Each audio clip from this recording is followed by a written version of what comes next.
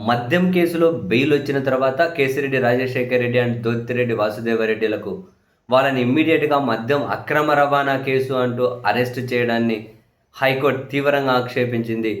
ఆ అరెస్టు చట్ట విరుద్ధమని చెప్పి ప్రకటించింది కదా! ఆ మేరకు 121 పేజీల తీర్పును వెలువరించింది. ఆ తీర్పు కాపీ అందుబాటులోకి వచ్చింది.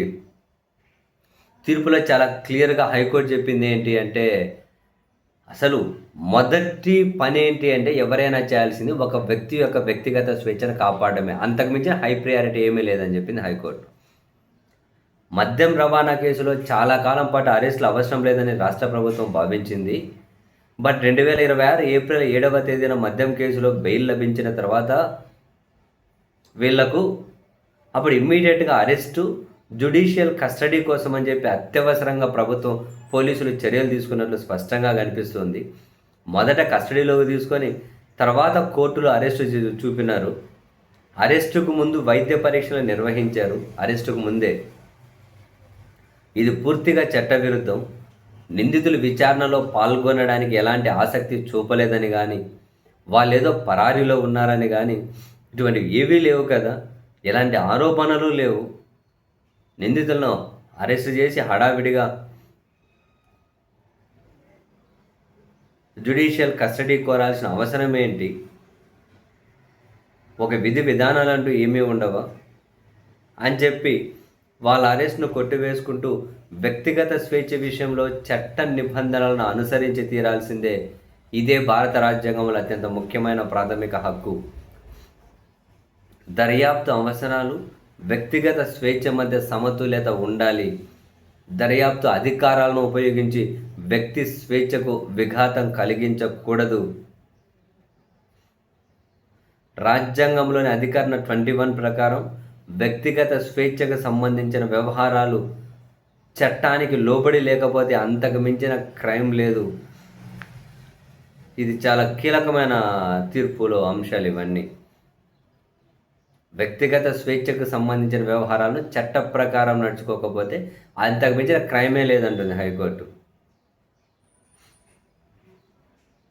అధికరణ 22(1) ప్రకారం అరెస్ట్ చేసిన వ్యక్తికి అరెస్టుకు సంబంధించిన గ్రౌండ్స్ ఆఫ్ అరెస్ట్ అంటే ఎందుకు అరెస్ట్ చేశారు అనే దాన్ని తెలియజేయడం రాజ్యాంగబద్ధంగా తప్పనిసరి హక్కు. ఏదో నామమాత్రంగా అరెస్ట్ చేస్తున్నాం దానికి కారణాలు చూపించడం కాదు. Grounds of arrest, reason of arrest రెండూ ఒకటి కానే కాదని చెప్పారు. అరెస్ట్ చేయడానికి రీజన్ కాదు చెప్పడం, అరెస్ట్ చేయడానికి గ్రౌండ్ ఏంటో చెప్పాలి అని. గ్రౌండ్స్ ఆఫ్ అరెస్టులో ఆ వ్యక్తిని ఎందుకు అరెస్టు చేయాల్సి వచ్చిందో తెలియచేసే వ్యక్తిగత ప్రాథమిక వివరాలు ఉండి తీరాలి. ఒక వ్యక్తి అవసరమైతే తన రిమాండ్ను వ్యతిరేకించడానికి, బెయిల్ కోరడానికి ఇది దోహదపడుతుంది. గ్రౌండ్స్ ఆఫ్ అరెస్టు లిఖితపూర్వకంగా ఇవ్వాలని సుప్రీంకోర్టు ఎన్నో సందర్భాల్లో స్పష్టం చేసింది. రిమాండ్కు కనీసం 2 గంటల ముందు ఈ కారణాలు తెలియజేయాలి. లేదంటే దాని ఆధారంగా జరిగిన రిమాండ్ కూడా చట్టవిరుద్ధమే అవుతుంది. చాలా చాలా కీలక తీర్పు. రిమాండ్ రిపోర్ట్ మాత్రమే ఇవ్వడం గ్రౌండ్స్ ఆఫ్ అరెస్ట్ ఇచ్చినట్లు పరిగణించలేము. రిమాండ్ రిపోర్ట్లో తగిన కారణాలున్నాయని చెబితే సరిపోదు. ఆ కారణాలను అరెస్ట్ చేసిన వ్యక్తికి ప్రత్యేకంగా అందించాల్సిందే.